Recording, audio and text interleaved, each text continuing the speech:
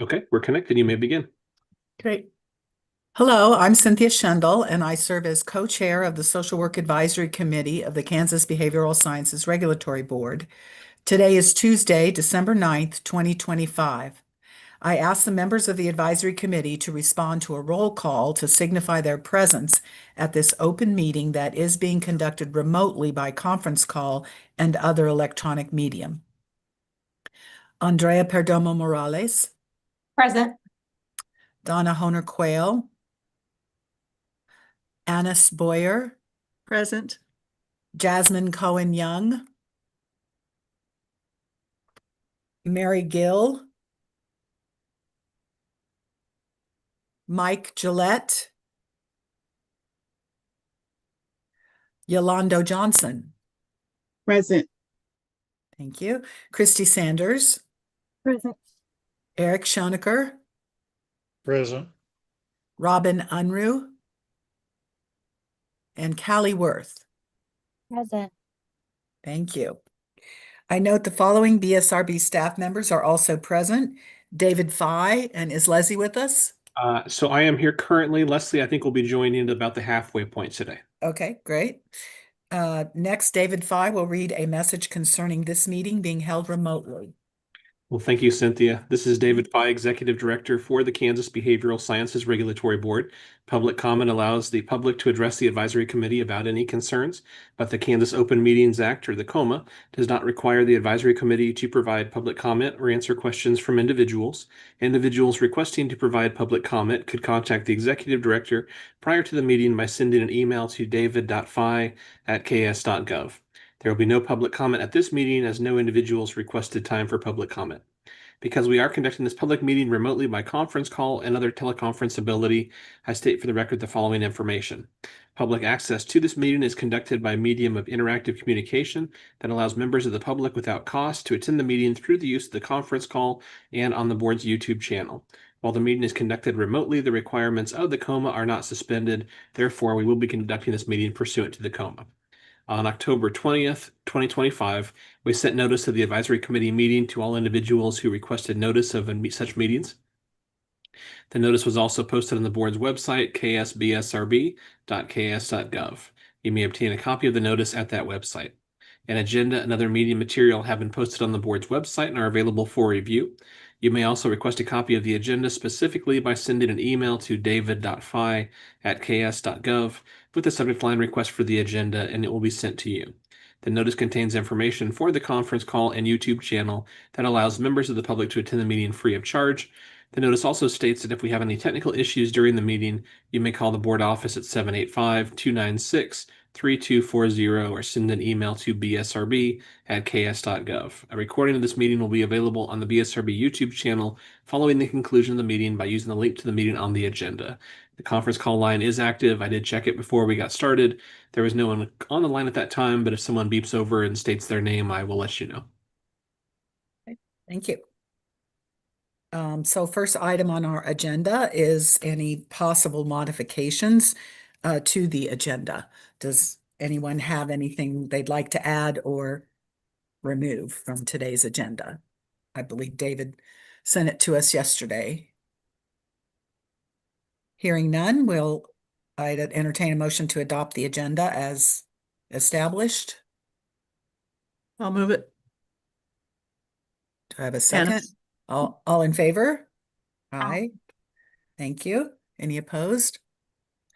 Now we need to approve the minutes from our last two meetings. I think they weren't prepared yet last time. Is that why we didn't approve at our last meeting? They But we were have, still go being ahead. yeah. We had a draft, but we wanted to edit it a little bit more before it was ready for the committee. So yeah. Okay. So have you had a chance to look at both the October and August minutes from our meetings? And does anyone have any additions or changes to either of those minutes? Look good to me. Hearing none, do I have a motion to adopt them as drafted? Anyone? Motion. Thank you, Eric. Second. My second. Thank you, Yolando. All in favor? Aye. Any opposed? Okay, minutes are adopted. Now we will move on to David's Executive Director report. All right. Thank you, Cynthia. Mhm. Well, we'll start with some BSRB operations updates, and then we'll move to some legislative items, and then we'll talk a little bit about some items from the most recent board meeting. And then last, it's been 5 years since I became executive director for the BSRB, so I just thought I would take just a little bit of time and just maybe reflect and talk about some of the changes that we've seen with the agency over the last 5 years. So starting Great. Great. Well, starting first with some operations updates. Um, you should have received an email concerning the annual training for board members. Just because kind of a little historical perspective on this. Once upon a time, many years ago, this annual training was actually done by legal counsel for the board, and they gave this training to the board and advisory committee members. That is a responsibility that I assumed when I took over, put it on these annual trainings. And in the last few years, I've been doing those at each of the 7 advisory committees. But in an effort to get a little bit more efficient with that approach, we decided that we would try to do it on demand this year. So there is a recording that's available. It will cover all the same material that we talked about in future trainings, but just kind of to frame the work and the responsibilities of board members, advisory committee members, some of the policy and resource documents for the BSRB, and then also some of the relevant laws as a committee working for a state agency, essentially. There are certain things you want to be mindful of, such as the Open Meetings Act, the Open Records Act, and other legal requirements like those. And so if you are able to do so, please try to view that training by the end of this month, December 31st, 2025. When you finish it, just go ahead and send me an email so I can cross you off my list. I think the training is right at 54 minutes or right under an hour. So I think it moves pretty quick. But the only downside of doing it on demand when we do the training in person, sometimes people can ask questions afterwards. So if you do have questions, please feel free to reach out by email, or we can set up a time and go over any of that information. Concerning another item that we have worked on for the last couple of years here, back in at least January of this past year, we had launched CE Broker, a partnership with that company for all the 7 professions regulated by the board. CE Broker has agreed to provide a free account to all BSRB licensees. And with that free account, you have the ability to upload documentation of your continuing education. So if you go ahead and do that, you are able to essentially keep track of all of your completion of your continuing education hours. So if you are selected for audit, you are able to do the audit process more efficiently. Essentially, the previous way was you would send the documents back and forth to our licensing specialist here. They would verify they're in the right categories, you had the right number of hours. If you are using the CE Broker system, our staff are able to access the portal, look at the documents that way, and the review takes much less time. And so it's not a requirement. We did want to make sure that individuals had the choice, but I do encourage people to use it. I think it's a good tool. There is optionally a paid service that some individuals have decided to pursue with CE Broker. That's completely at all of our licensees' discretion. We wanted to make sure that there was an opt-in feature to it. We also want to make sure there was a free requirement to it. And so that's what we guaranteed for all of our licensees. But for the people who have opted into the paid service, I have heard good things. So if you have any questions on that, or if you experience any trouble, please let us know. We're trying to set up meetings at least every 6 months or so with CE Broker to make sure that we're getting good information on who's signing up. If there's any issues, we can resolve how we can make the process more seamless. But we've heard good things for the most part so far. David, do we have any data on how many licensees are using CE Broker right now? I believe so. I think after the first 6 months, it was somewhere around 15%. And then I Okay. think that had climbed a little bit. I think we just had a meeting with them within the past month, and I think it had climbed a little above that. I don't think we will know the full opt-in for probably one more year, just because most people are likely to sign up to start using it when they come to the end of their license period. We would hope that they would go ahead and utilize it throughout the entire period, but we understand some people may wait until they're up for renewal and then utilize it, and then hopefully continue to utilize it after that. So we don't Are really have. are new licensees being given information about how to sign up for it right away? I believe, yes. I think we have put information on the letters that we provide, and there is information on the website on each of the licensing pages, and we've added that information to a few different places. So originally we had posted it on the website, but we are adding it to a few more locations so people are aware that that's a feature for them. Yeah, I would think, I mean, most people, when they first get licensed, they're not thinking about renewal. And so they might not look for that information or think to sign up for it. But that's really part of the benefit for licensees is that it keeps track of your CEs so that you can go in at any time and see what you have left to get and spread it out over the 2 years instead of having to, take all 40 CEs in a panic in the last month before you renew, which I think happens for some folks. Well, yeah, I think you're right. And I think the criticism, that we have heard from a few people is just that it's cumbersome when you have to upload all your hours at once. Um, Now that's a product of, the upload process. If you start to do it and do a few at a time, I think it's much more smooth. And then for people who have gotten used to the system, I have heard that, once you figured out how to do the process, it's a lot easier. But Mhm. but overall, we've heard more positive comments than negative, and so that's a positive thing. So we'll keep that agreement going. And if you do hear comments, feel free to pass them along. So Okay, thanks. we are still planning on launching our Jurisprudence Live project. That is an initiative that we have been working on as a alternative to a traditional state jurisprudence examination. As you may recall, we talked about this a little bit in the past and explored what it would look like if we did require a jurisprudence test, like some states do. A lot of states outsource this or charge a fee for it. We didn't really want to go down that path, but we did want to make sure our licensees or in-state practitioners were knowledgeable about Kansas rules. And so we have been developing this as a optional quarterly webinar and one for each of the professions. We do hope to launch this later this month. So I think we're on pace to do that. We've had our staff looking at different technology that could be used for this purpose, and I think we are close. But we will put out information if we are able to lock in certain dates. But this will hopefully be something that we can do every 3 months and offer it as like I said, an optional service to cover the jurisprudence information. It'll be available for licensees for an hour of CE credit. It will also be open to other individuals. We've heard that there may be some interest from students who would be interested in sitting in on these sessions too. Mhm.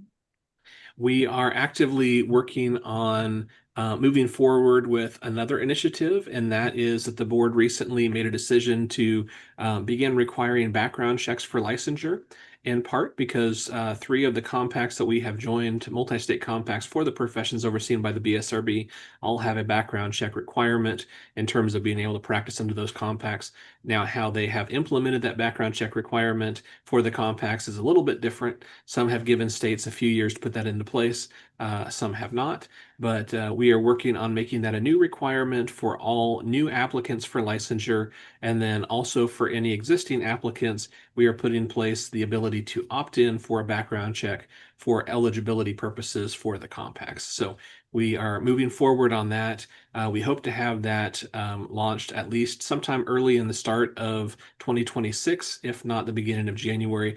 Some of that is outside of our hands. We are working on some temporary regulation language that will need to be approved and then followed up with permanent regulation language. But we're excited about that. We think that'll be helpful for individuals that want to practice under some of those compacts and also go towards the public protection mission of the board. So we'll have more information on that when we're able to begin that. But I know for anyone who's an existing licensee, there was a question of whether or not we would be making all existing licensees do the background check. The board has determined this would be for new applicants, but there's also a way for existing applicants to voluntarily opt in for the background check purpose for the eligibility for the compacts. And then just a last item for the survey reports that we had done earlier this year. We were able to survey all 16,000 plus licensees under the BSRB, which was a massive undertaking, but it was a really beneficial project. We have all of the draft survey reports on the website. We are in the process of converting those to the final reports. Our goal is to have all of the draft reports converted to final reports by the end of December, and then we hope to have a draft of the comparison report by the end of December as well, with the goal of having that comparison report converted to a final report sometime in early 2026. But have had really positive response to that survey. We don't plan to make this an every year project, just based on the other responsibilities that we have here in the office, but perhaps every 2 or 3 years, it'd be helpful to revisit some of those questions and be able to check those data points. So looking at some legislative items, the legislative session is coming up here very quickly. Every year, the legislative session usually begins the second week in January and then goes for about 90 days. One of the items relevant to the BSRB is our budget. So although we don't receive any money from the state general fund, we operate based on the license revenue that we receive. We do put together a budget for review by the government, and then we request a certain limit on how much we can spend of our existing resources. So we have money in one fund. We are one of the smaller agencies in the state, but we do request a limit. The legislature generally reviews this in a House Budget Committee and a Senate subcommittee when the legislature starts. After it's been reviewed and the governor has made a recommendation. Last year, the legislature decided to take a different approach to agency budget reviews. And so there were some special interim committees that met last fall that started a new process of looking at agency budgets earlier than the start of the legislative session. And in all the past years, there had been a governor's budget bill, which is required by law for the governor to put forward a budget.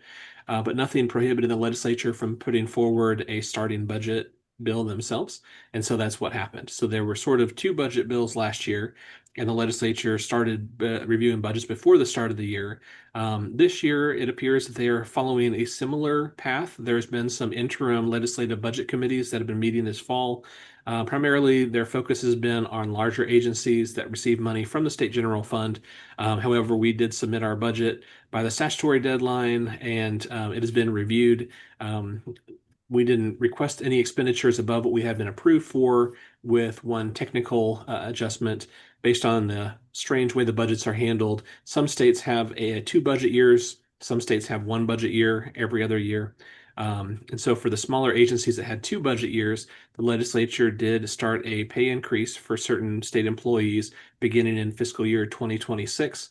But because of a quirk in the budgeting system, they only put the money in for 2026, not in for 2027.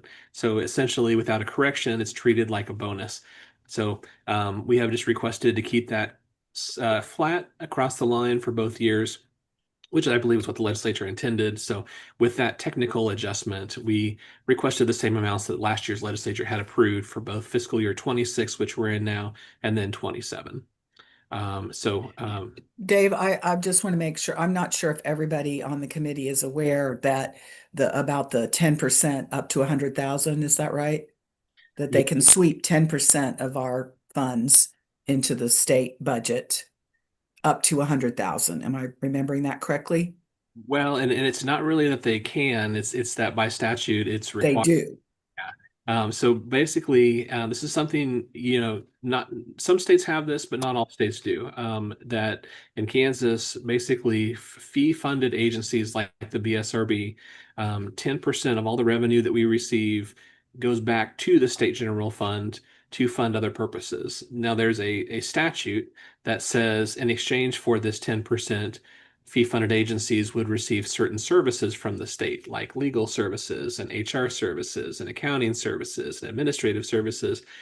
But about 7 years ago, there was a new interpretation of the law that basically said, we believe that these agencies that previously provided these services to the fee-funded agencies as part of this contribution, we think they can start charging for services now. So basically, we have contracts built in with a lot of different providers that used to provide those services at no cost to the agency above our mandatory contribution. So what it means is we still are contributing $100,000 to the state general fund. For what? I'm not sure. And I have quietly, ask that question as respectfully as possible, not to raise too many issues, but also to be responsible for that. If we had that $100,000, that would be more flexibility in the budget, and potentially we could even look at, potentially decreasing fees more. But we are required to give that money to the state every year. And so it's just something that we are moving forward with. It's been in place for a number of years. It does not seem fair, in my opinion, but then again, we're a small agency, so we're trying not to, be too loud about that. But it is a concern. So if there's ever an opportunity to speak on that, I'm always happy to remind the committee. If not for that, we would have a little more flexibility in our budget. Yeah, thank you. But the legislative session is starting, and so we will try to keep you informed if there's bills relevant to the professions, and do our best to hold to what the board has talked about in terms of positions on certain items. In terms of items from the recent board meetings, the board last met on November 10th, 2025. One of the big items the board is working on is continuing to work through the unprofessional conduct regulations.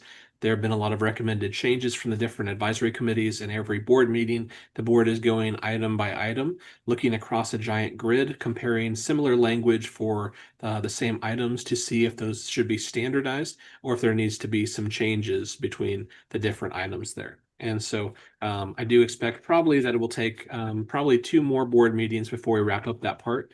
And then once we've reached the end of that, then the board can revisit all of the consensus language for those, decide if anything else needs to be added to those. And then after that, we can go about editing that and then essentially have that out for public comment once that language has been reviewed by the Department of Administration and the Attorney General's office. So that's the long-term plan for this next phase of the project. But I think probably it'll be 2 more board meetings where we will be able to wrap up that language review. And then also in terms of another item from the board meeting, at the November 10th meeting, the subset of the board that reviews complaints against practitioners, the Complaint Review Committee, that was expanded to 6 members. It has been previously 5 members of the board. There was always a social worker on the Complaint Review Committee, a psychologist, a public member, and then the other 2 members. One could be a public member or someone from a profession not already represented. And then the 5th member was someone from a profession not already represented. Also board members, of course. But the board decided to expand that to 6 board members. So now 6 board members will serve on the CRC going forward. And the new member of the CRC is the board chair, Dave Anderson, who's a master's level psychologist. So I just want to let you know about that expansion. The investigation policy for the BSRB is posted under our resources. So if you ever want to know a little bit more about the CRC or the process of the investigations, you're welcome to review that document. It's about 9 or 10 pages long. And then, as I mentioned, it's been about 5 years since I have become executive director for the BSRB. And I just thought I would kind of share just a little quick look back at some of the changes that have occurred over the last 5 years. Some of these have been pretty visible changes and some maybe not as much. And I'm going to try just to hit some highlights here. This could be 2 or 3 times as long, but I realize we have a lot of items on the agenda. So I'll just talk about a few of these things. First, back in November of 2020 is when I started as executive director for the BSRB. Earlier that year, the board had already made a big change in moving to a new licensing system. It had moved from the previous Access database, which was largely used before that for a lot of the licensing functions, to a group called My Licensed Office, or IMLO, and that is still currently being used by the BSRB. We are in the process of actually shifting to a new licensing system under the state's enterprise system, and that's through a company called Acela. And while the change to IMLO was helpful for the board, I think this new change to Acela will be even more helpful because it'll allow us to move to allow individuals to apply for licensure online. It will integrate a lot of our other functionality. So one of the big changes has been moving from one licensing system, and now we're about halfway through the process of preparing to move to a new licensing system. In terms of the agency's website, we were able to create a new payment portal shortly after I started with help from the Information Network of Kansas. We moved a lot of different staff members from desktop computers to laptops. You may recall that a lot of staff members weren't able to work in the office except maybe 1 or 2 days per week because of spacing issues involved with the COVID-19 pandemic. And so they didn't have the best technology back then because, remote work was not a normal thing for a lot of agencies. And so we were able to shift to better technology and to get other things like monitors for individuals to use at home, so better technology to support the work of staff as they were able to work productively while doing things remotely. We also underwent a complete change of our agency's website. We moved from a company called Sitefinity to Granicus, and a lot of the changes you probably have seen on our front page. It has been more streamlined to help individuals navigate to things that they would want to come to our website to do. We've also tried to help individuals that are accessing the website through a mobile platform. We found that, as things have transferred, a lot more people are using their phone to navigate to different websites versus a stand-up computer. And so there was a lot of functionality built to moving to Granicus and changing the way the design worked to help people with mobile devices. We are also in the process of linking our license verification portal to the state's unified license verification portal. Behind the scenes, we've been testing that, and this hasn't been talked about a whole lot, but there was a bill that passed a couple years ago to create a unified licensing verification portal statewide. So someone could come to this website, type in someone's name, and if they're licensed by the BSRB or the Board of Healing Arts or the insurance department, they would be able to verify that their license is currently active without going to each state agency's website to do the verification. We will still keep our own verification portal on our website, but this will be sort of a linked portal. So we've been working with vendors, and that's in the process of being tested out. From what I've seen so far, it looks like it's integrated pretty well. So we will have an announcement once we have that launched, but it's already in existence, and we're just joining that project right now. So it will just show if you put in somebody's name, it will show if they're licensed by any agency in the state. Mhm. Yeah. That could be useful because people often don't know, especially with mental health professions. Some people might not know which credential they have. It's true. And sometimes people might come to the BSRB with a question about a psychiatrist, and we have to explain that that person's actually licensed by the Board of Healing Arts because of their medical degree. So this will be a nice place for people to come and just check statewide across any licensing board. Another change that we've undergone that was a big change, if you've been here on site, is we upgraded or modified our document retention schedules. And so those previously basically required us to hold current license applications in paper form. And then once someone had retired, we would hold their paper materials for 10 years here at our office before we would transfer them to the archive. And we were able to shorten that to until someone's license expires plus 2 years, and then have it sent to the archive. And by making that change, we were able to essentially clear about 30 to 40 tall file cabinets of paper documents to the Historical Society for archiving, which freed up space for us to allow more space for staff members here in the office. And that kind of transitions to, as the BSRB and the number of licensees we overseen has grown over the last 10 years, it's gone from about 12,000 to now over 16,000, but our staff members hadn't changed through the majority of that time. And so the legislature did give us authority to expand our staff. It was 9 members when I started. Now we're at 12, and that has allowed us to put more focus on special areas, such as having someone to assist with training plans specifically, and having someone who really focuses on the renewal of applicants, and someone to focus on reciprocity applicants from other states. And so it has really helped us improve the time of licensing individuals, and also give people someone to talk to for certain questions. And so that has been very helpful as well.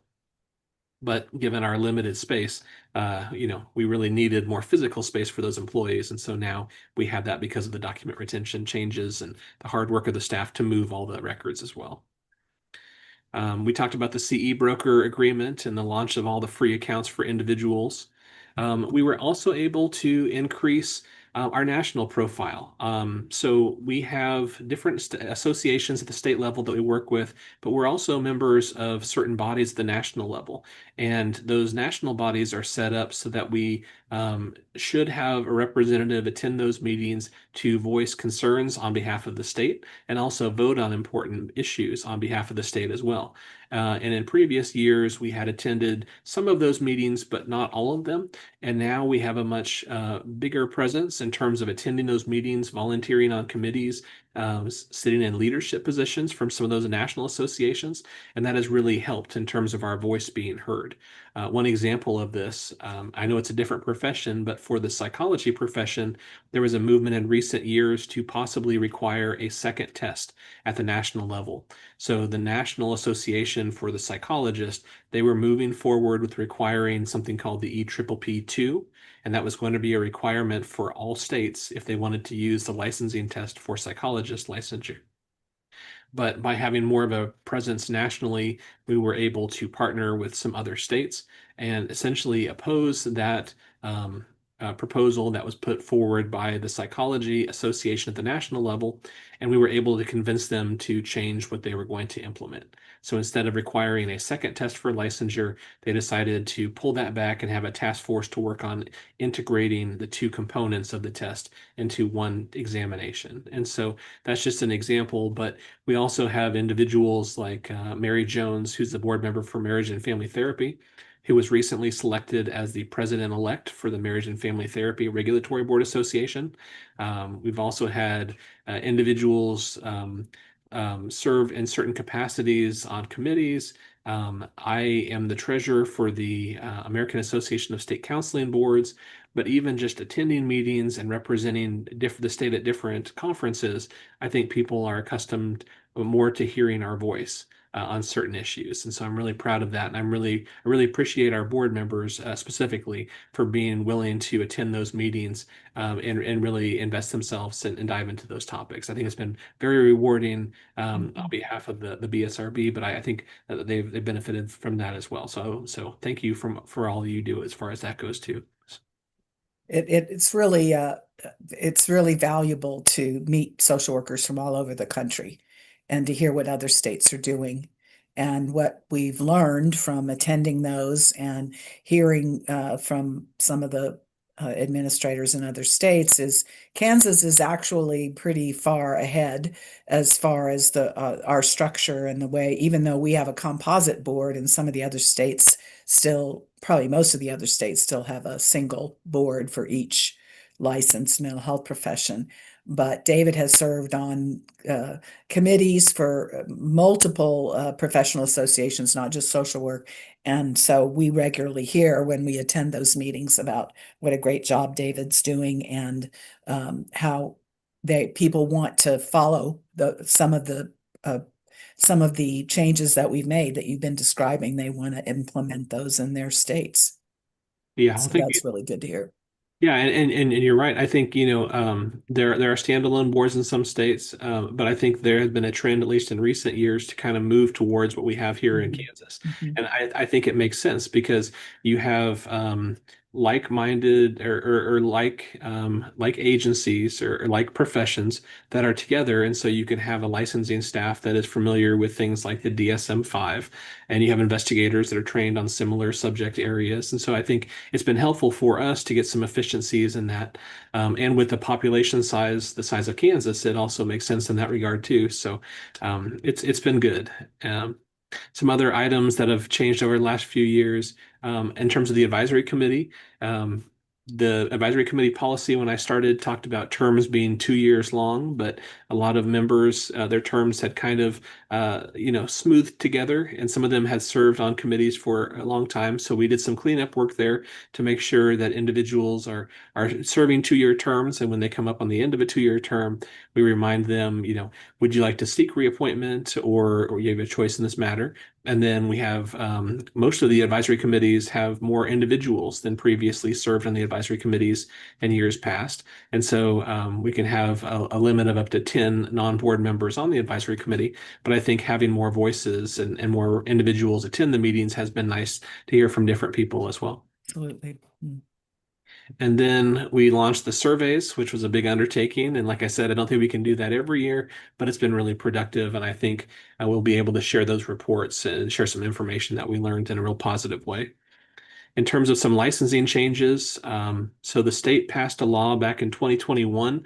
It wasn't called universal licensure, but it's been referred to that several times. It changed the reciprocity requirements when individuals were licensed in another state, and there was a primary focus on military members and military spouses. But by the time that bill was finished, it was expanded to connect to individuals that reside in Kansas and also individuals that intended to reside in Kansas. And so, one thing the board did in recent years, that reciprocity bill that passed by the legislature that affected a lot of other professions, including the BSRB, it lowered the requirement for reciprocity down to 12 months. And the BSRB had existing statutes that required practice of 48 of the past 54 months. But there were issues with individuals, let's say, that lived in the Kansas City, Missouri area that were not military members, not military spouses. Were not a resident of Kansas, and they were not planning to move to Kansas, but they were held to the 4-year requirement versus other individuals that had the 1-year requirement. So to assist with workforce, the board made a change and got passed in law to lower the years for reciprocity down from 4 years to 1 year to match that universal licensure. So now the standard for reciprocity is consistently 12 months or 1 year across all the professions. And that's regardless of whether their licensing laws match ours or not. Right. If their laws are the same as ours, there's no waiting time. So if that is the case, they can come through without a wait. But if they have a similar scope of practice, then it would need to be licensed in another state or jurisdiction for at least a year, and then they could come across. So. Also, we had individuals that were telling us that they would prefer to stay licensed. But we had some individuals that came to the end of a license period and they had not finished their continuing education because they had an extreme circumstance or condition that really affected their ability to complete the hours. They were asking us for extensions of their license, which we could not grant. But what we were able to put into law was the ability to give them 3 months of additional time solely for the purpose of completing their CE hours.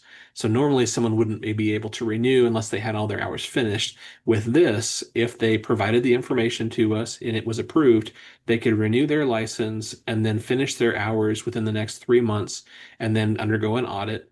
And so we were able to keep several individuals licensed that otherwise would have allowed their license to expire, and many of these individuals would have retired. So as we're focused on things like workforce, this was a nice way for us to take a reasonable approach to help people out who'd gone through something very serious, but also make sure that we were mindful of workforce and help keep good people practicing by keeping them licensed. And that's a one-time privilege. You can't use it in back-to-back time periods, but you can use it multiple times over. Oh, I thought we made it just that it was only one time. No, Yeah, it could be done multiple times. Yes, you can't use it back to back. So we didn't want someone to be using this every time. Hopefully there wouldn't be circumstances that would necessitate that either. But you can use it multiple times, just not back to back. And then for individuals that had been out of the field who wanted to come back and practice, we had heard that there were some individuals who wanted to come back and practice, but maybe had not finished up all of the CE hours that were required to have their license permanently reinstated.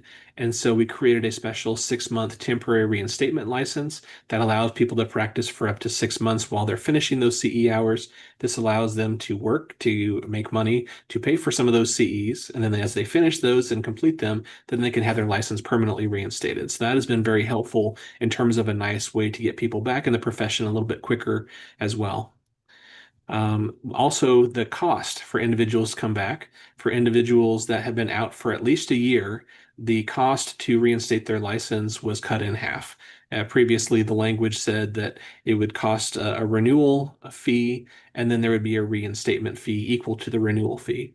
But as a motivator to help people come back to the professions, we were able to get this cut in half if they had been out for at least a year. You may recall the discussions on the in-residence language for the education regulation that previously said if someone had attended a school that was non-CSWE accredited, that they had to get half of their coursework while physically at the school. But we were able to take a modern approach to that language to say that there are some schools that are online only, and we would be fine opening this up to allow that in-residence requirement to either be physically at the school or face-to-face by synchronous video conferencing. So this allowed online-only schools to be able to meet the alternative standards for licensure through that expanded definition of in-residence.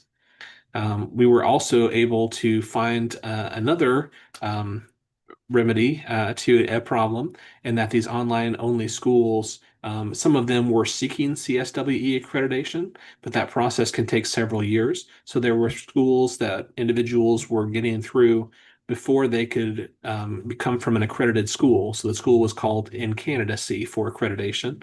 So we were also able in law to develop something modeled after what Minnesota has, and that is to allow individuals to test if their school is in candidacy, and then if the school remains in candidacy but is not accredited yet when they graduate, they can get a special temporary candidacy license and practice under that for up to 2 years. They can renew that license once.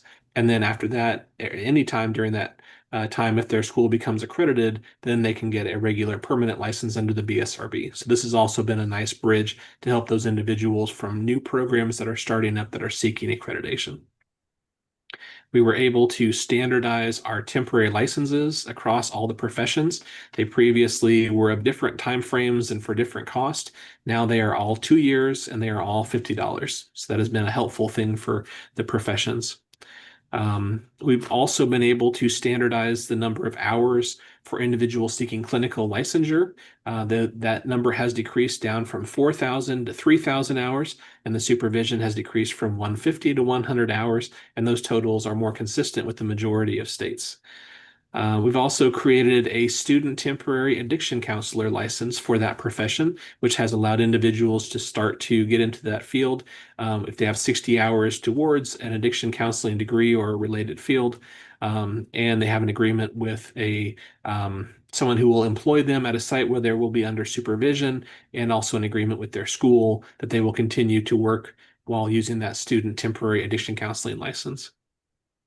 And then we've also, as just one other note, in terms of our outreach, we present information to a lot of different groups. I will volunteer and do presentations at conferences.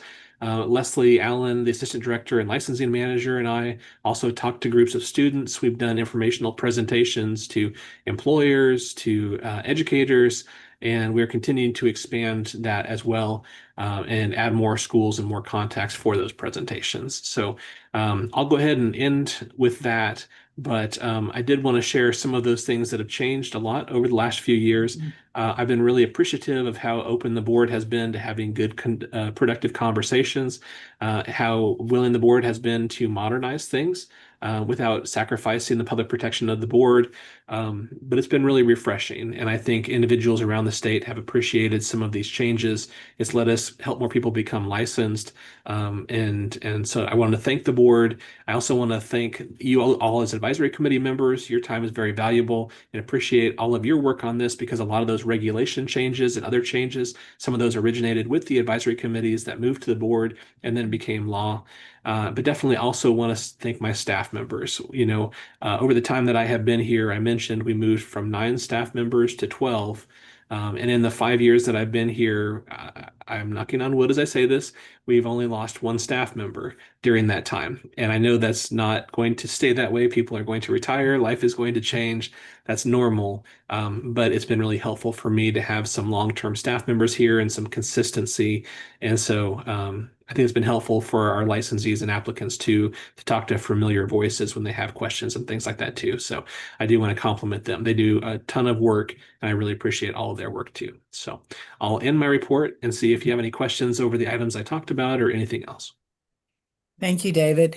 And I would just like to add, I have been licensed for over 40 years by the BSRB, and so been through a series of directors. And one thing, the last thing you talked about, that's the first time I've been aware of an executive director of BSRB doing that kind of outreach, of going out and actually talking to students, explaining about licensure, making sure, answering questions about the whole process, et cetera.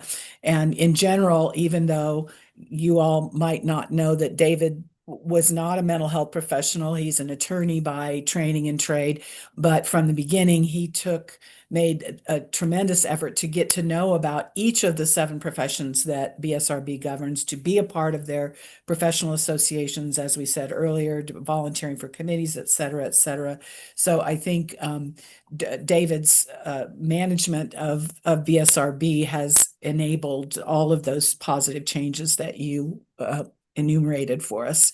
And we're very fortunate to have him as our executive director, especially in comparison to some past directors who were not mental health professionals by trade, but did not bother to learn anything about the different professions or look for ways to improve our processes, et cetera. So very glad to have you. Thank you, David. Thank you, Cynthia. Okay, so updates on the 2025 Association of Social Work Boards annual meeting. Unfortunately, neither Andrea nor I were able to attend this meeting, but David went in our stead, and so I'll let you give a report on that, David.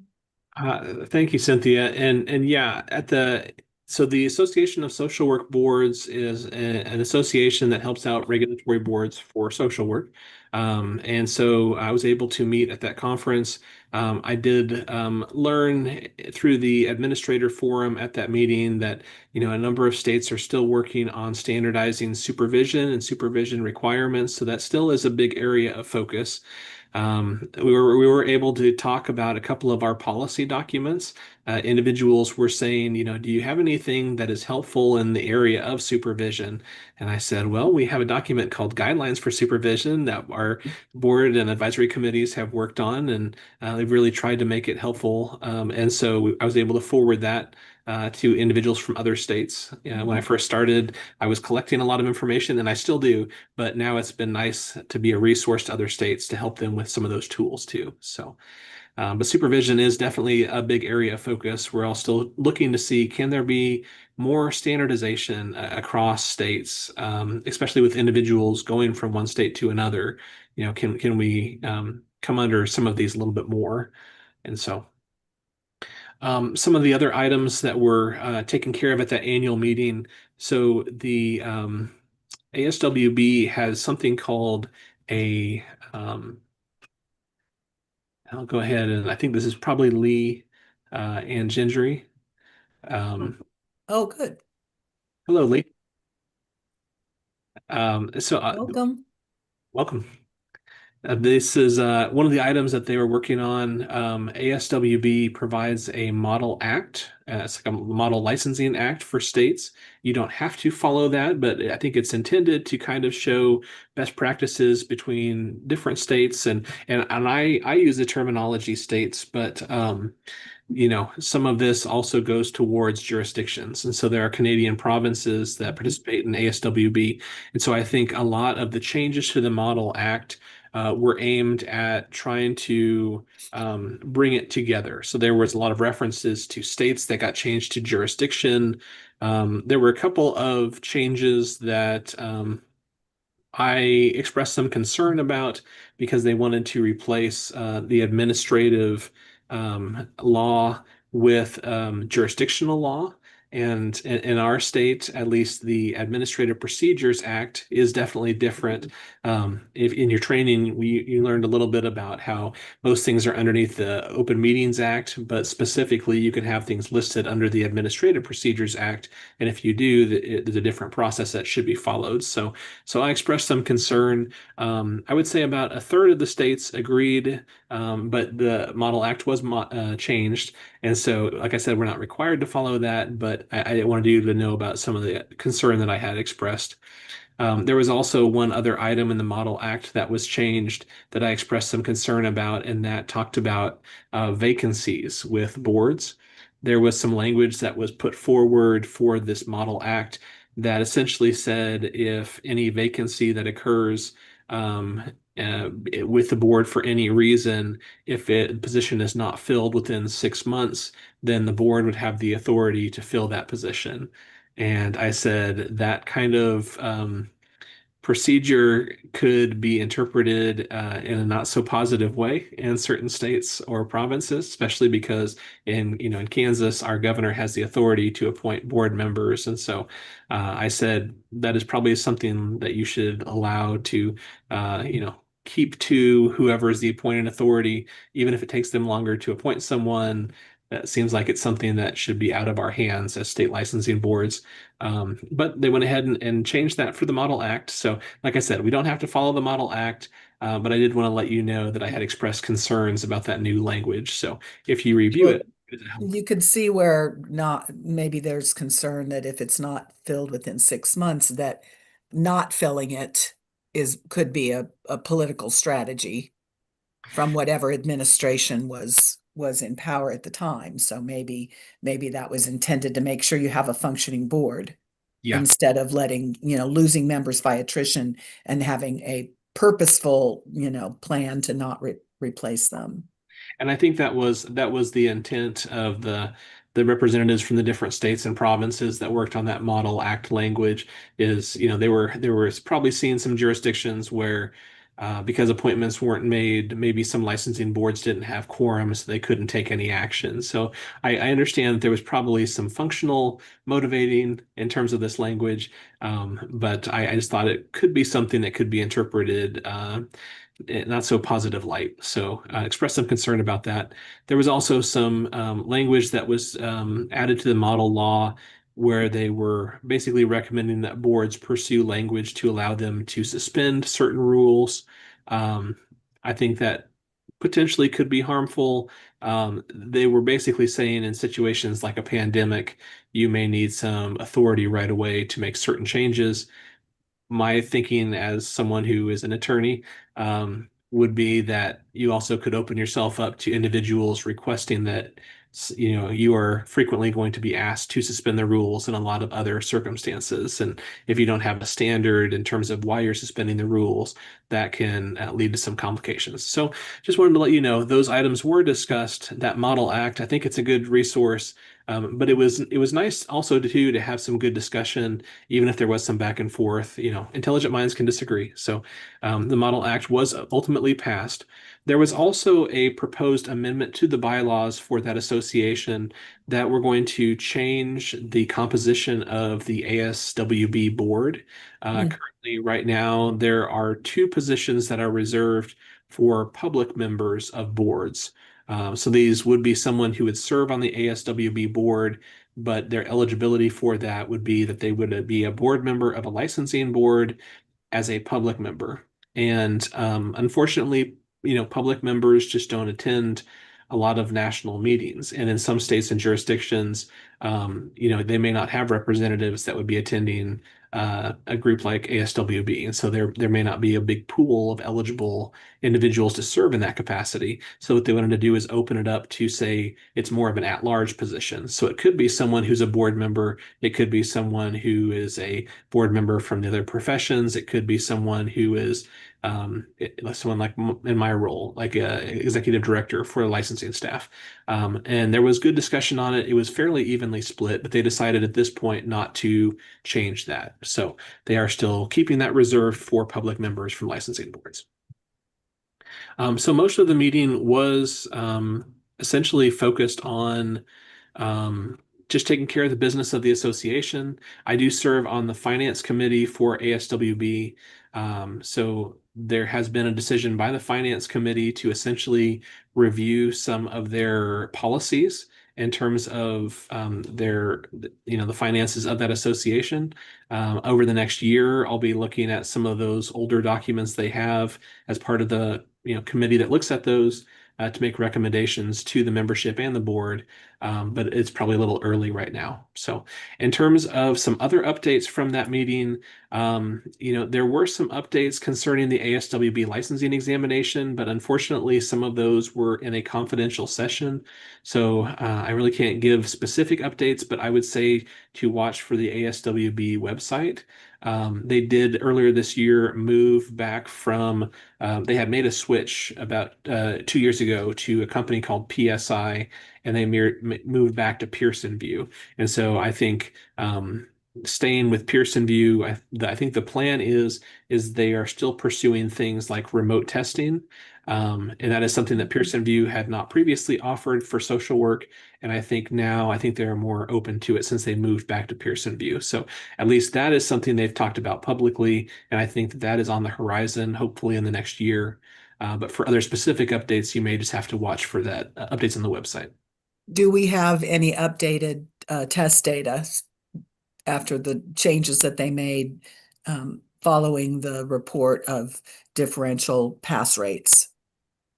They made some changes and then we've had more testing since then. Do we have any data if those numbers have changed at all? I don't think there's any new data. I think some of that was at least more current or more recent than when that was initially released. I think that is available. I think some of that might have been included in those big three-part reports that we had reviewed. Right. Mhm. But I didn't see any new numbers. Okay. Was there discussion about a trend in the numbers at all I don't at the meeting? know. So, I know that some of the things they've done in response, they are still moving in that direction. I know there had been some concerns. They were moving from the four question multiple choice to the three question, and mhm. that was not an overnight change.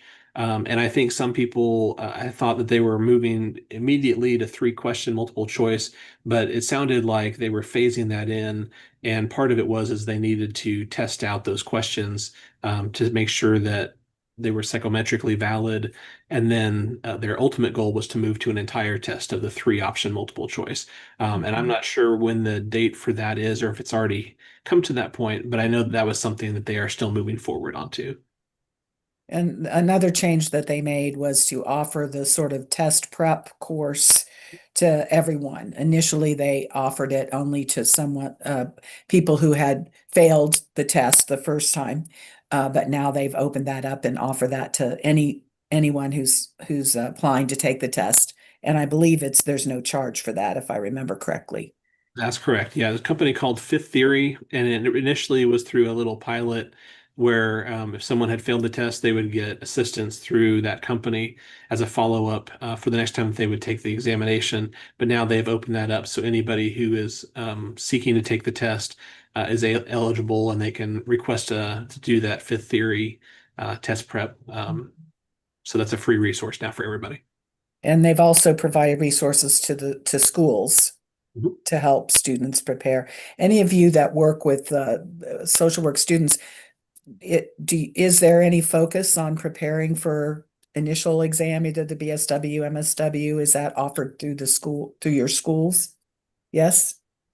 Yes, we have a class that we offer to our senior year MSW students. And it's designed specifically for the test. So they have sample tests, they have updates of they get access to the book that they used to have to pay for. Right. Oh, good. And even the latest, because I know it's changing next year, or changing in January, the test. So they get all this updated information. That's great. And do you find that most of the MSW students take that class? It's a requirement for us. Oh, it's required. Excellent. Yes. Okay. That's great. I'm glad to Mhm. hear that. Okay. Any other questions or comments about the ASWB meeting, which was held where was it? Indianapolis? No. I believe it was I think it was in Indianapolis. Mhm. Yep. And the one in February, I think, is in Rhode Island.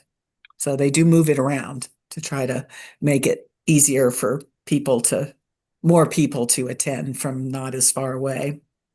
Yes. The next meeting will be, I think it's in April, the Oh, week of, April. Okay. and yeah, that one I think will be I don't have a location for it, but yeah, they do move this every Mhm. there's a mid-year meeting and then an annual meeting, and they do try to move those around. So Mhm. Okay. No other questions or comments. We move on to the multi-state compact update. okay. Well, thank you. Mhm. So the compact held its annual meeting, and that was on Wednesday, November 5th. At the last meeting before this, the commission had basically selected a vendor called Aspiring Apps. And so that vendor has been selected as the one to build the system. Um, Last I had heard, they were still working out the contract details, so we didn't have a firm cost of how much it will actually cost the commission. A lot of the financing right now for the social work compact is being put forward by a HRSA grant that was applied for by representatives from ASWB. And they've also voluntarily paid for other upfront costs to help get the social work compact launched. And so I do appreciate ASWB. Their participation as an ex officio member of the compact has been helpful. One of the topics that was discussed at the meeting was ex officio members. ASWB is one of them, and ASW is one of them. And then there are two others that are participating. One of those spots is going to be a rotating spot. And so there will be a different organization that is an ex officio from time to time. But there are currently 31 states that have passed legislation to join the Social Work Compact.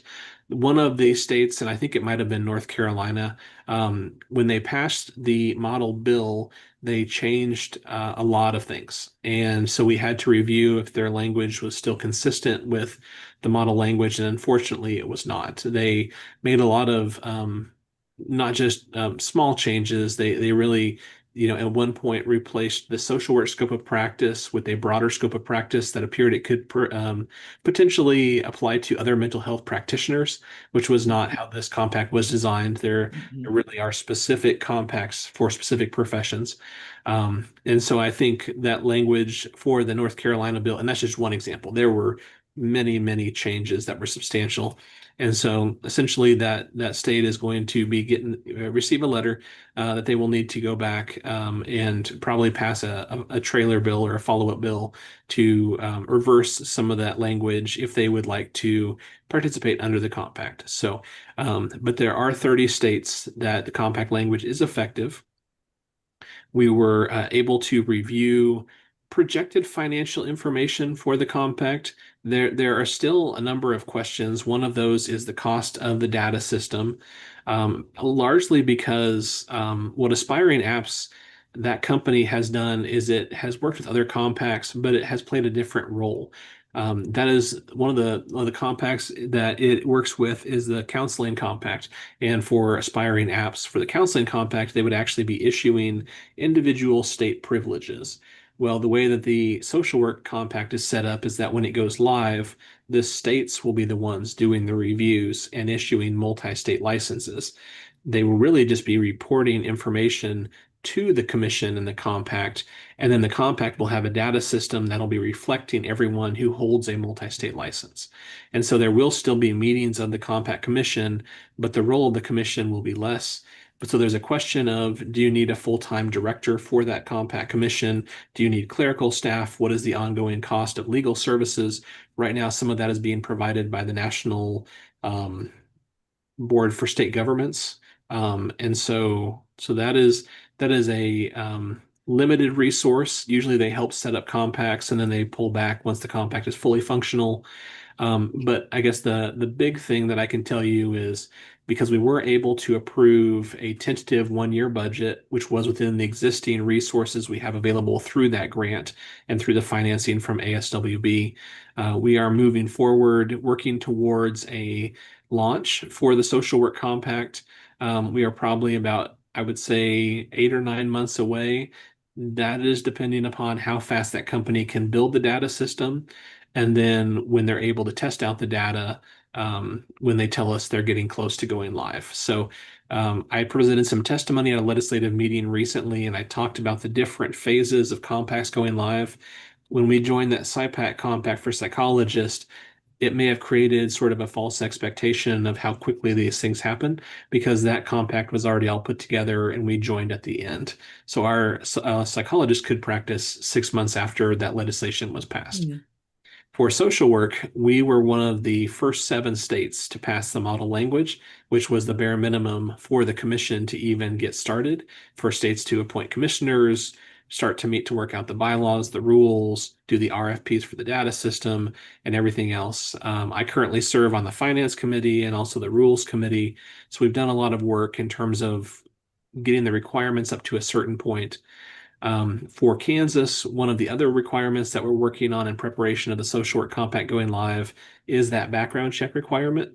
However, since we will have the authority to do the background checks when someone applies for a new license, this should be fine by the time the social work compact is ready to go live, because at that point we will have the background check already all kind of set in place. So when someone applies for a multi-state license, we'll be able to include that and make sure they're meeting all the eligibility standards for this compact. So this compact, I would say, is on its way. I would also say it's probably moving faster than a lot of the other compacts because we've been trying to learn from the others to do things in a better way. So that's where we are currently. And I'll stop here and see if anybody has questions about the social work compact.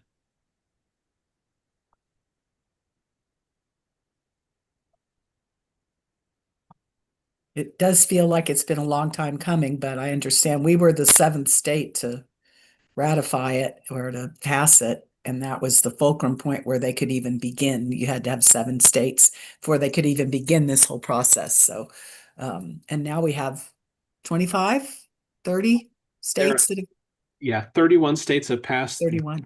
law, but there's 30 effective ones. So I would guess we're going to get probably closer to 40 before we really hit kind of a hard roadblock. There's a few holdout states that just don't like multi-state compacts. I'm optimistic that maybe over the years, if all the other states are part of a compact, they will see that it's successful and they will want to be part of it too, or at least their social workers in those states will help motivate the legislatures to join. But I would think probably over the next few years, we'll probably see another 10 join the compact. That's great. Okay. Thank you, David. Okay, old business. Continued review and discussion of our survey of licenses. And David, I think we're looking at negative issues involving supervision and the use of AI in practice today. Yes. And so in the draft report, we went ahead and provided a new draft, which it's a lengthy document. It's 277 pages long, but there's a lot of social workers here in Kansas, and we wanted to receive as many comments from social workers as possible. So what this question that we asked you to take a look at for today is question 7 or is question 11 for the LBSWs and LMSWs, and it's question 12 for the LSCSWs. Which asked, over the past 2 years, have you experienced any negative issues involving supervision? And so in the draft report, the summary information you can find on page 27. We have that broken out between the LBSWs, the LMSWs, and the LSCSWs. Our staff here reviewed a lot of the responses from individuals who completed the survey, and they really did a great job, I think, summarizing some of the high points for the 3 levels of licensure responding to that question. In the back on page 161, you can also see the full responses from individuals that maybe said yes or no, but then provided some additional context or provided other information relevant to this question. So feel free to, I want to give you all a chance to share kind of your thoughts or comments or feedback. Like I said, the written comments and summary information by staff is in the report, but I am curious, as you went through the responses for this question on supervision, was there anything that struck you? Was there anything that stood out to you? Anything that you think might be helpful for the advisory committee to note now that we might be able to work on next year? So I'll stop, and then feel free to unmute yourselves and share any kind of thoughts or feedback you had on the survey results for this question. David, what page are we looking at for that? So And you sent the whole thing here, so. yes, so the summary of the responses is found on page 27. Okay, there it is. Mhm. And if you wanted to look at the full responses, kind of we we wanted to do the balance. We wanted to provide summary information, but there's so much rich context if you look at the full responses. So the full responses in the appendices can be found on page, I believe it's 161.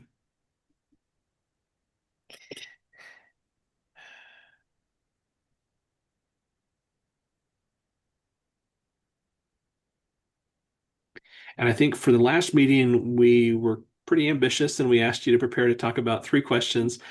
We got through the first question, but these 2 were carrying forward to the next meeting. So if you had any thoughts or comments about that question on supervision, and if not, I can just share a couple of the summary comments, but I want to give you all a chance to kind of share your thoughts if you had takeaways while reviewing that information. Well, the concern about supervisors not actually supervising is one that I've heard from a number of people.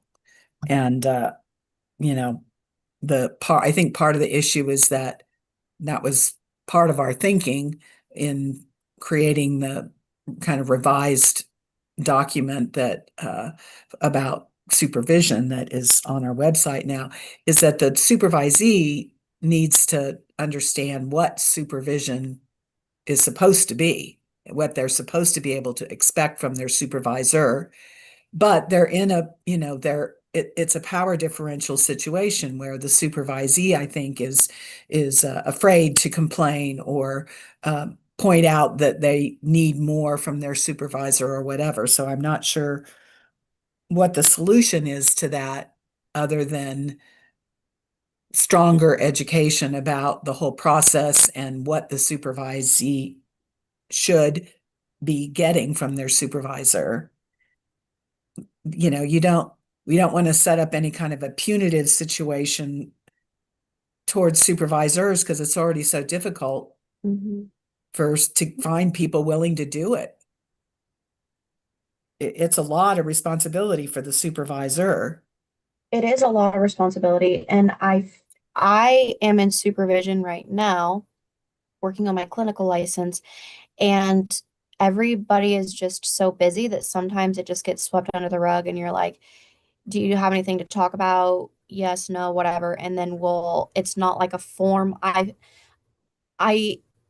would like for it to feel like it's supposed to be more formal. I've had other supervision experiences where it was very formal. And when I supervise BSW students, I always try to make it a meeting type where they can talk about things. But I am experiencing a harder time with my clinical supervision just because everybody's busy. That's concerning because Mhm. this is a critical need for Sure. supervision and training I when you're taking on clinical responsibility to Right. be able to practice independently. And I will say that if I have a question, she's very responsive. Like I can always reach out to her and be like, this is what I'm going through. Can you talk real quick? And so she's really responsive in that way.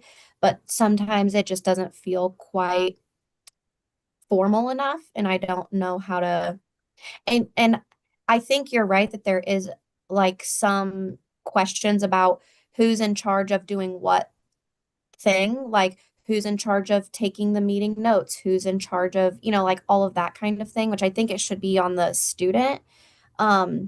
But It then, needs to be both because the well, supervisor sure. has to attest to what Yes. you covered in your meetings and what kinds of Right. clients you're treating and that sort of thing. So, Sure. and also just for your security, both of you Yes. need to have notes, Yes.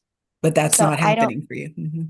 well, I think that it would be the whole like applying and like it feels really gray, and so it would feel nice if there was more like, and with your training plan, um I don't know how to make that easier. I feel like it feels like people are sent a training plan and kind of like, here you can either take from this what you like. I think it could be more purposeful or should be more purposeful. So that's something that, and maybe that's just my one experience, but I've heard that actually, also, okay. Allie. I've heard it from other people too. Like the training Yeah. plan is just like, what are we supposed to put on this? I mean, so for me, it sounds like they need more policies. I don't know, policies regarding clinical supervision. And Mhm. I don't know if that comes from BSRB. Well, I think just like any supervision, because even like when I was, and maybe this is why it's gray, because I have been over several BSW students, and it kind of depends what they're going to do after, what our supervision looks like. So if they're going right into the therapy world and going to be doing like right into the MSW practicum and doing that kind of thing, then I do want to be doing like diagnosis and things like that, even when they're in their bachelor level practicum. But I don't know that that's, I don't It know. I think you're right that it it is would be nice. possible. Mhm. I think that it would That be nice to have some expectations about what or what supervision should look like. And maybe that's out there. I just don't know about it. No, we used to have a supervision course that our Oh. master level students would take. They Mm, changed it a little bit because we started doing trauma informed. We're thinking Mhm. about bringing it back. But as an accredited school with CSWE, you have your competencies, your 9 competencies. hmm. And Yes. we build our supervision because a lot of schools say, well, they don't have to meet weekly. Well, for Newman, you have to meet weekly. You have to meet individual weekly, not with a group. Now you can meet with a group, but you have to meet individually. So there's certain standards that has to be Hmm. met because Mhm. overall the supervisor is the one that's going to show that they met their competencies, in Right. order to pass. And so that's why Mhm. you have your 9 competencies, and there's a set questions. Like it always has to do with ethical Yes. dilemmas. Ethic. And you incorporate some of these 9 competencies according to your learning agreement Mhm. in the supervision. Hmm. Um, so I think I don't know if all schools do it, but I think all schools should do it because it does make a difference. Because if you have I mean, in addition to professional development for the Mhm. supervisors, and I Mhm. feel like it's up to the school to provide that training, for the supervisors. Now, yes, they have orientation, just kind of go over some things, and they give them the handbook. But I do believe there needs to be more formalized training for Mhm. supervisors, in addition to them understanding not just the competencies, but what needs to be asked, and be prepared for the student. Because if you're not, you're a role model for this student Yeah. in this situation. For clinical licensure, it's a little different. Yeah. I don't have my clinical licensure, but I have heard that, it's just like a hit or miss. And it's more so, it's more about the process of getting the hours and more, versus learning the information. Yeah. But I Well, it's do, not supposed to be, but that may be I know. that may be how it works.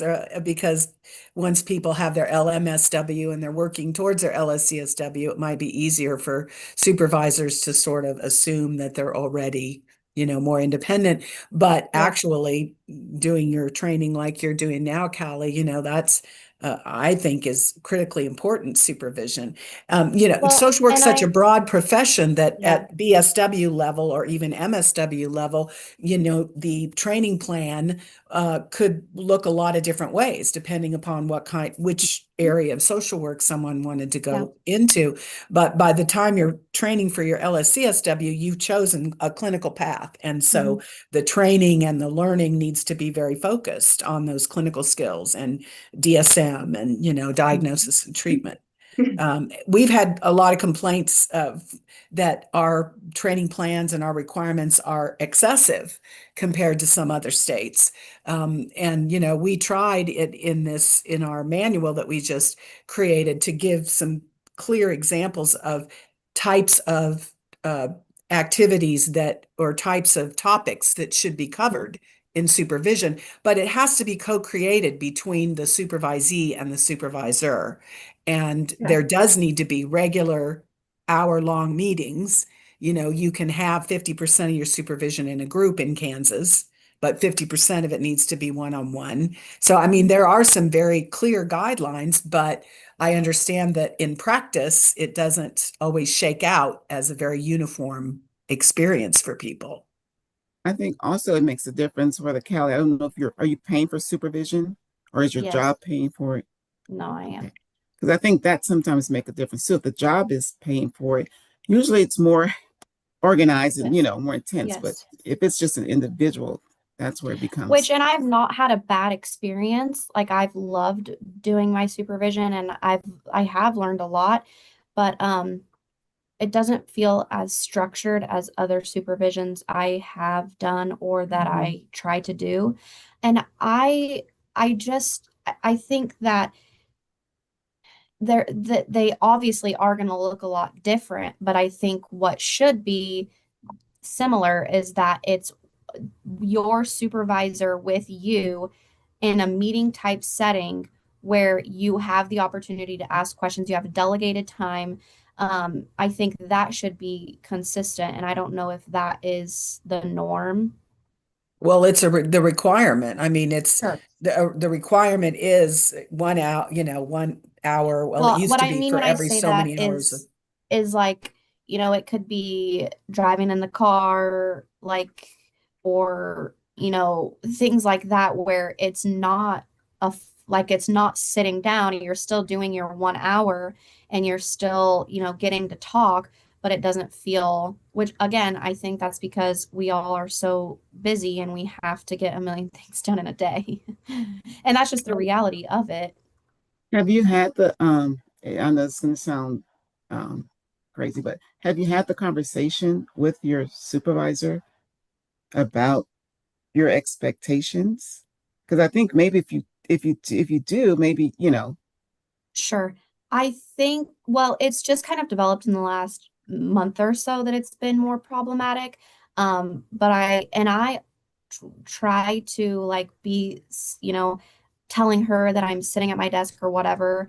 So anyways, I will if it keeps being a problem.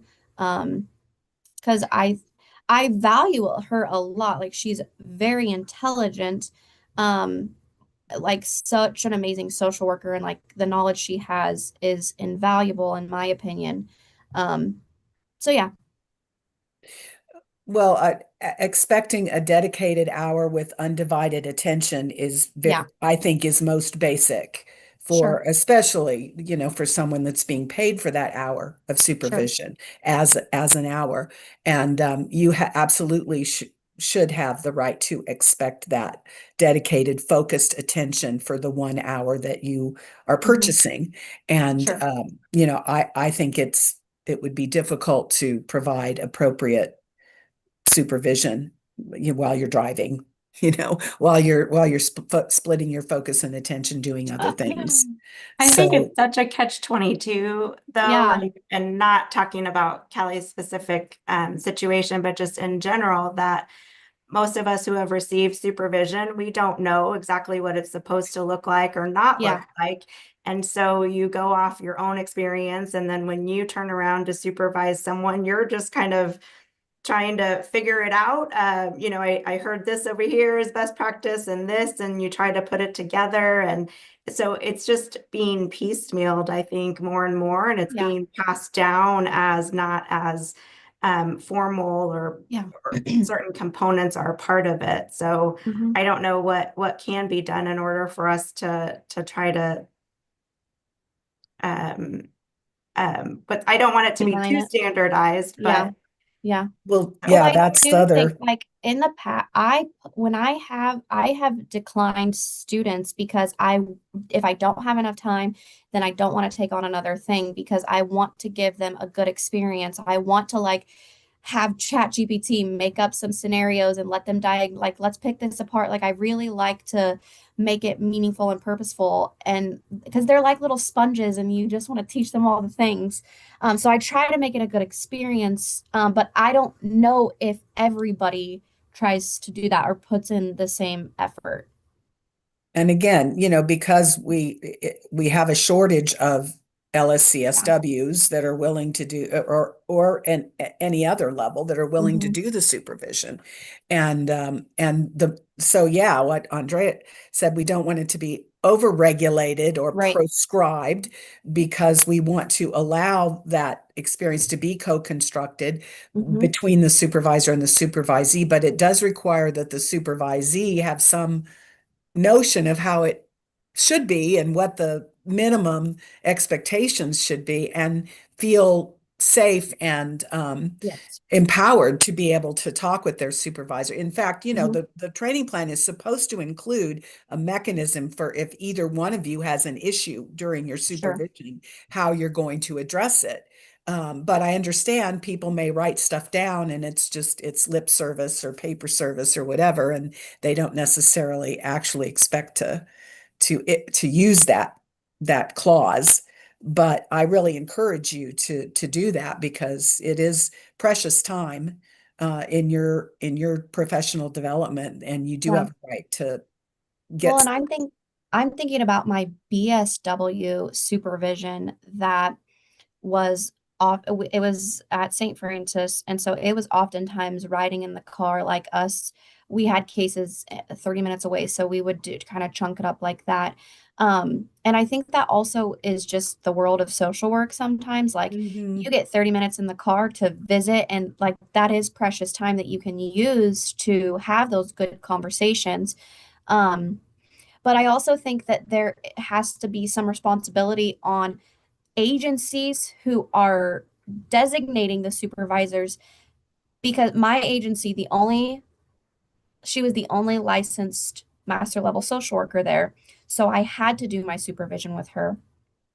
And there was a lot of ethical issues that I saw, but it just felt really, so I think that I don't know what I'm trying to say, but I think that there's just like some dilemmas within the social work profession too, that like you want to have them educated by people who are doing good work, but sometimes if they're not licensed, then agencies can't give them to good workers, even though they're not licensed, if that makes sense. Yeah. I Well, wonder if there could be a requirement for, like if you're, you gotta have, you be licensed to supervise.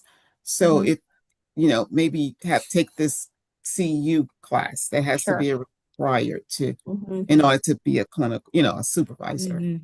That's a suggestion. That helps on the supervisor side, but not Yes. on the supervisee side, in terms of them knowing, although making sure your supervisee understands the process and what's supposed to happen could be Hmm. is part of the supervisor's responsibility too, to Sure. teach that piece. The agency that I was working for when I was doing my LSCSW training gave me the option. I had a person, there was an LSCSW on staff that I started my supervision with, and then she went out into on her own.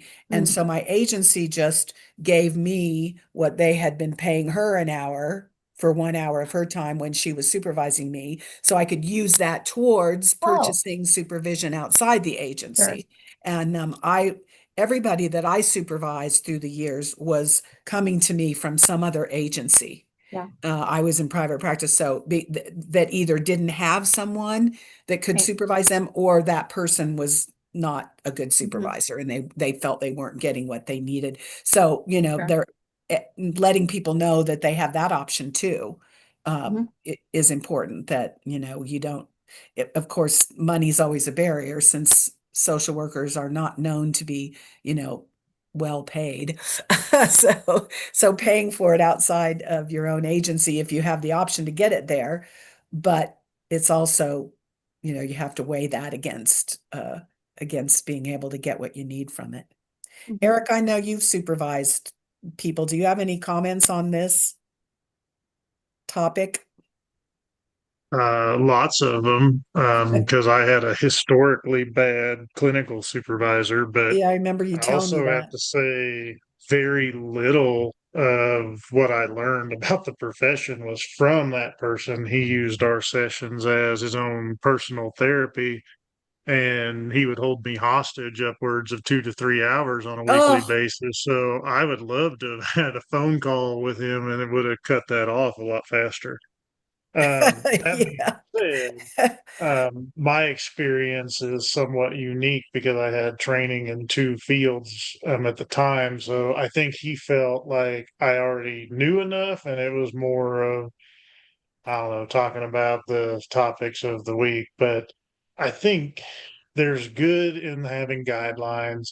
And I know that the guidelines set forth by the BSRB provided me enough regulations, and then I helped with the supervision guide. And I think there were some things that we added to it and teased out some subtleties. But I do agree with Andrea that having the ability to individualize somebody's training plan based on what they have for experience. And I don't know, Miss Callie's had a different experience or similar experience somewhat, and I guess in some ways to mine, where the supervisor wasn't, providing the things that I thought they should, but it didn't. I just went out and made sure that I was being, trained on the things that I felt like I needed. So I had an LP and an LCP, both who were on an LCPC that I reached out to, and they helped fill in all the gaps because in my area to find an LSCSW, I paid over $10,000 for Wow. that supervision. And that was all out of pocket to Bad be able to super, do and it that was bad because supervision. Oh, man. yeah, because there's no options. Mental health centers have non-compete. So like everybody who worked in mental health wasn't an option. And basically every LSCSW in the area was in mental health. So I had to pretty much take what I got. Well, Um, of course, now that we allow the supervision to be virtual, that broadens the options for people to well, and I do get their appreciate you supervision. dating me a little bit there, but that's okay. I Sorry. know I'm getting a little more gray than I used to have. But one of the things I think I can pretty confidently say is that the supervision I offer is quite a bit different than my experience. Kind of like what was said. I want it to be purposeful and meaningful. So we talk about, but I want it to be individual to that person. So we talk about what are areas you think are strengths, what are areas that you think are deficits. I took the KU's clinical supervision CU. I think I've taken a couple different versions of it, and I really treat mine like an individual therapy session, like a Yep, 1 hour session. So there's that how was your that's week how I do. piece. Then there's a little bit of like an educational piece where I try to do 15, 20 minutes of, hey, here's learning.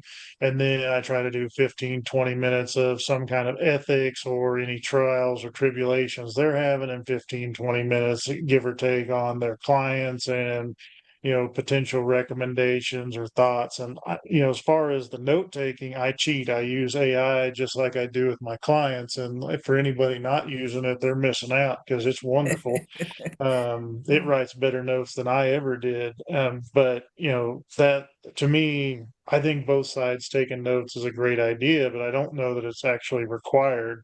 My clinical supervisor kept all the notes and he kept really great ones. I would argue that they were semi-forged because I didn't recall having some of those conversations, but he did a wonderful job of characterizing what we did as, productive. So that would be my 2 cents. It looked good. Well, I know we're having a great conversation on supervision, and I'm sorry to kind of try to steer us a different direction, but I know we're also running a little short on time with all the different things on the agenda. So, Cynthia, do you mind if we move to the second item on the survey, the AI item? And I'll just maybe phrase this. Maybe it'd be helpful for that one just to carry it forward to the next meeting.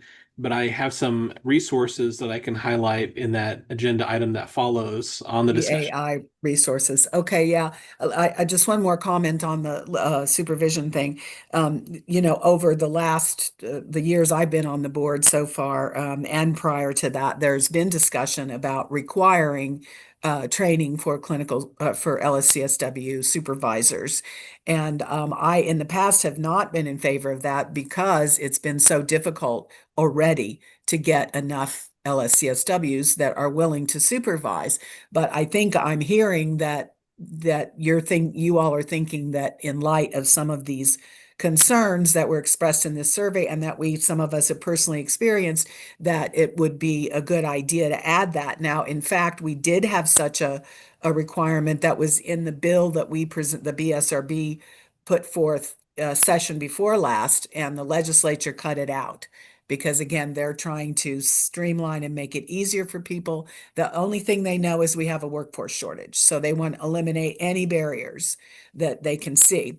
But if the advisory committee thinks that we should put that forward again for whenever we do another bill, then that certainly is something that we could recommend to the full board be included.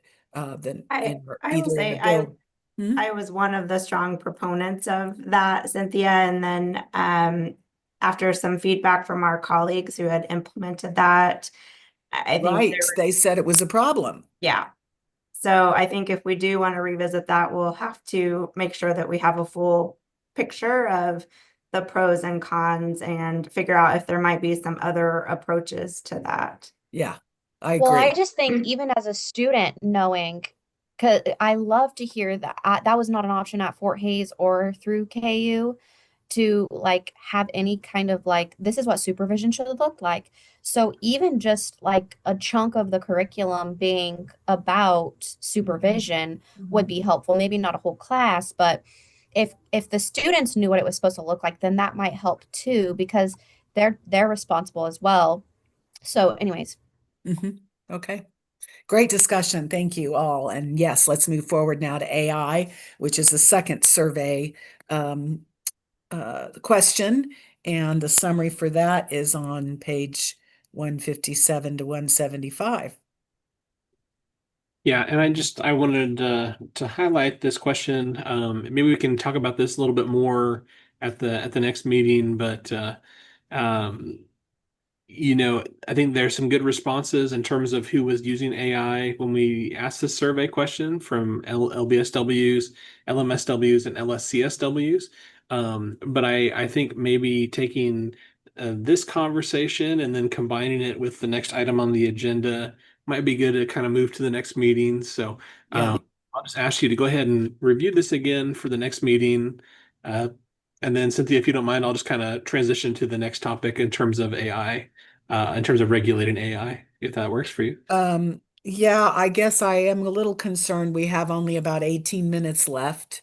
Mhm. And I really want to make sure the committee's aware of the NASW stuff. Yeah. So would it be possible maybe that we table the whole AI discussion to our next meeting? Yes, I think that would be a good idea. I'll just frame what you have in your packet and just kind of ask you to take Okay, the next meeting. Um, okay, Under appreciate that. Sure. And in your packet of material, you'll have one document that highlights three different laws that were passed this year. I put together sort of a summary page and then a copy of each of those bills if you want to take a look at them. One from Illinois, one from Nevada, and one from Utah. And then Utah has actually put together an office to really help entities with AI issues. So they put together a 54-page guidance letter on best practices for the use of AI by mental health therapists. So I included that document for you in your packet too. So Excellent. just go ahead and review those and we can talk about those more at the next meeting. Okay, that's great. Thank you for putting those together for us. Okay, I did want to move on to our new business then. Oh, well, we had the continued discussion on alternative pathways to licensure, which we have had on our agenda for a while. And I don't think we have anything new at this point to suggest that was, we placed that on there in response to the differential pass rates of and a couple of states, I think Utah's one of them, a couple of states actually eliminated the exam, which will be a problem for them if they want to join the multi-state compact because it requires that you take the exam. But I think that also is something that we can carry forward to our next meeting because we didn't really have anything new, but we're just going to ask if any of you did at this point. Yeah, I think that's a good one for us to table and pick up next time. Okay. All right, so moving on to new business, I wanted to make you all aware of recent changes at NASW. Or have any of you heard about this already? Okay, several of you. How many of you are members of NASW? What couple of us. Okay. Well, then, as with all professional organizations, membership at NESW has been shrinking over the last really 15 years. When I was president of our state chapter 10 years ago, it was shrinking then. And that's when they created what they called a modernization plan, which basically consolidated power in the national board. Previous to that, NESW had been very democratic. Almost any change that happened required approval of the membership, not just their representative on the national board. And we fought hard against that modernization plan because it was very not social work values as far as the way they restructured the organization and took more of our dues for the national office. When we hired Becky Fast 10 years ago as the director of KNESW, executive director, they were taking 60%. I'm sorry, they were taking 40% of our dues, and now they're taking 60%. And in spite of that, they now have summarily basically fired 14 states' executive directors and required that they be governed by one ED for 2 states. So for those of you that are members or have been familiar with NASW in the past, far and away the most important service that Kansas social workers got from NASW was the local watching of the State House that our ED did. And we have had a lobbyist that's been hired at various points to assist with lobbying for bills, against bills, for different policies. And without, there's no way that someone in one state can watch 2 states state houses, develop relationships with the legislators in both of those states, know what's going on, know who the players are, who to work with, et cetera. So in my opinion, it's effectively the end of any usefulness that NESW has for Kansas social workers. We will wait and see, what the Iowa ED does. So far, the Iowa ED has not reached out to the Kansas board, the board of NESW. So there's been no communication. This all happened very quickly. And of course, very distressing to anybody that's been, I've been a member for over 40 years. So I will let you know that there was a kind of a inaugural meeting this last Saturday of people who might be interested in looking at forming a state association separate from NASW. And there was a person, I forget what her name was, who has stepped up to kind of be the head of that steering committee. So if I can relay that information to you all if any of you are interested in pursuing that, being a part of that steering committee, or just being on a listserv so that you are kept informed of what's going on there. And also if we hear anything from the Iowa ED, if we have any more intel about what's going on with NASW and how they are going to try to provide any service to Kansas social workers, I will certainly relay all that information to you.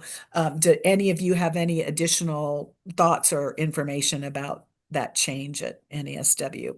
Well, and Cynthia, I just want to mention too, I know sometimes some of us wear multiple hats, because we experience this with other advisory committees as well. There's some individuals that may serve on more of a group that has, advocates for the profession. Here in our role with the BSRB, we don't necessarily advocate for the professions, but we have good working relationships with, all of our licensees and the organizations that their members, belong to. And so we've tried to set up meetings over the last few years with each of the associations and tried to kind of have regular conversations so that if something does come up, we're not just talking if there's a problem or if we need something. And so we do want to have good relationships with state level associations, national associations. And so when you were sharing your comments, I know kind of you have a different history given that you've been, a board member for the BSRB, but also active with NASW. And so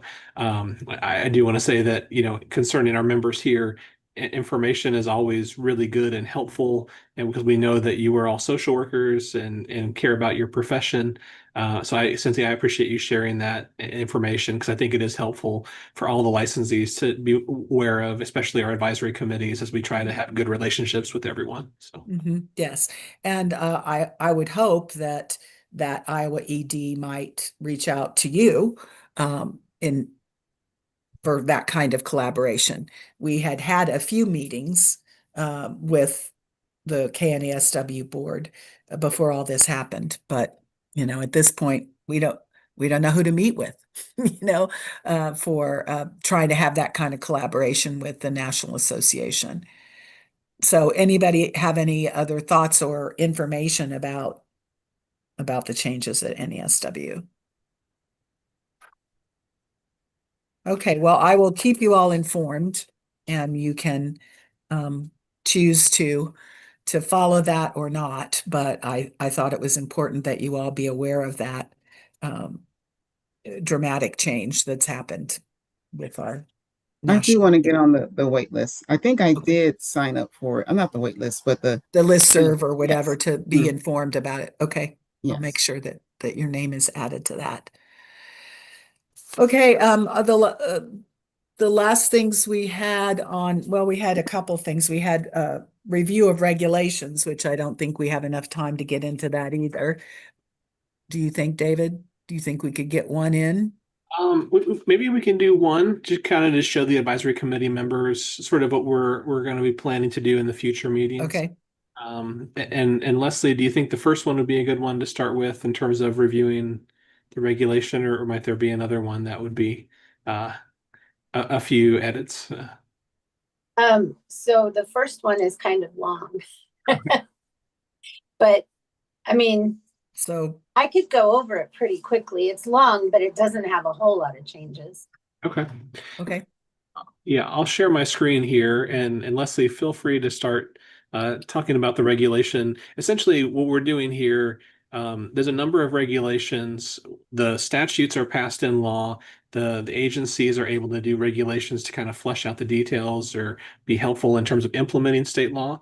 And so there's a number of regulations that just the advisory committee has not had a chance to review in a number of years. And so we wanted to bring these before you, and we're doing this with the other advisory committees for the board too, to take a look at these, to weigh in to see if there's any language that needs to be updated.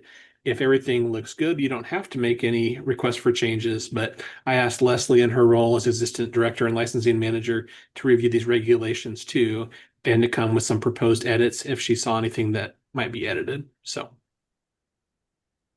Okay. I'm sorry, I have you on my phone so I can have my computer screen to look at the regulations. So we're looking at the application for licensure in a little section A here. All I was going to do was update the language to say that they shall complete license application forms provided by the board, because we're going away from actual paper forms, and they certainly don't need to ask the executive director for those forms. The next, the rest of that is pretty standard language. The next change would be down on, let's see. Let me find, see, little c.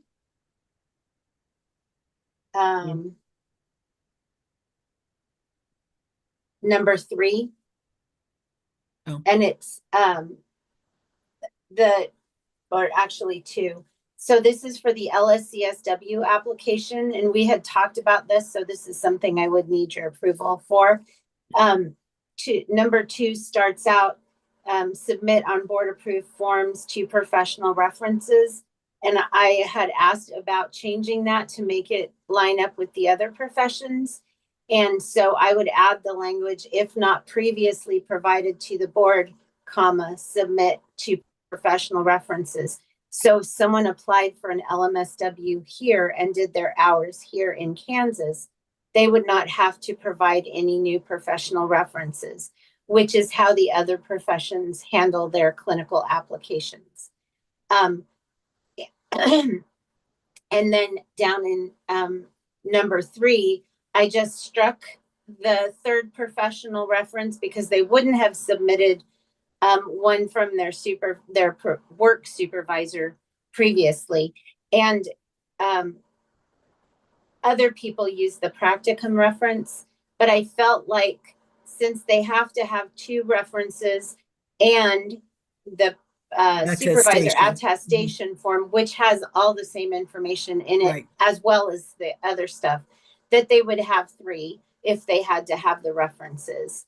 So I would strike 3 completely. That makes sense. And then going down to subsection E and F, changing the 6 months to 24 months for the temporary license. That's a law, so I mean, it has been done. And then down in F, there extenuating circumstances, I would add as defined in KAR 102-1-1A, to put them back, to direct them back to the definition of extenuating circumstances. So they can get 6 months extension of their 24-month temp license. Yes. So that's different than the 3-month extension we give for extenuating circumstances of not completing your CEs. Right. This is different. It's up to, it's not necessary. We don't have to do the full 6 months, but sometimes we'll do a month just to make sure we get their score or something like that. So, yeah, but that's how the law is. That's in statute that they can get a 6-month. Okay. Yes. And then down in number 2 on that page is also adding as defined in KAR 102-1-1A.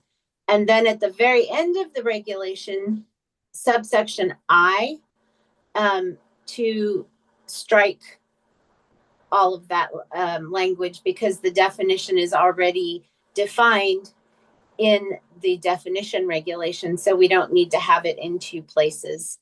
Right. Because then when you change things, you may not remember to change them everywhere. So it's better to just point to the one definition. Yeah.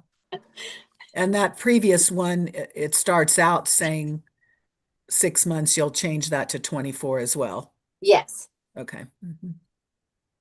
And what we would normally do in these situations, I'd ask Leslie to go through and look for items that either needed to be updated so that we're consistent with law or that are a reasonable change, such as she talked about the reference difference for social work from the other professions. And so what we would normally do is to say, is there any opposition to these proposed edits? Or is it consensus that you would like to recommend these changes? And so if there's no opposition, then we would say that there's consensus to move this forward to the board as a recommendation. And then we would say, do the advisory committees have any questions or other recommended changes? So.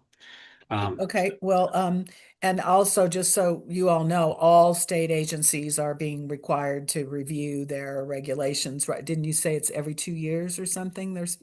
Yeah, it's every 5 years. 5 years. And there's a rotation where different states or different agencies come up every year, I think, a 5-year basis. So our year to come up is in 2026.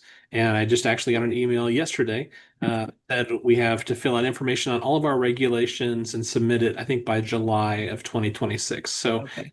So we're trying to do a cleanup, and we've been doing this progressively over the last few years, but these are the regulations that we haven't brought to you so far. So. Okay, so does anyone have any objection to the proposed changes that Leslie identified for upgrading these regulations? It looks like we have a consensus that those are reasonable and appropriate changes. And do you need us to have a formal vote on that, David, or no? Consensus is adequate. Consensus is fine. We can just reflect in the minutes that there was consensus to recommend these changes move Okay. recommended to the board. And so, Okay.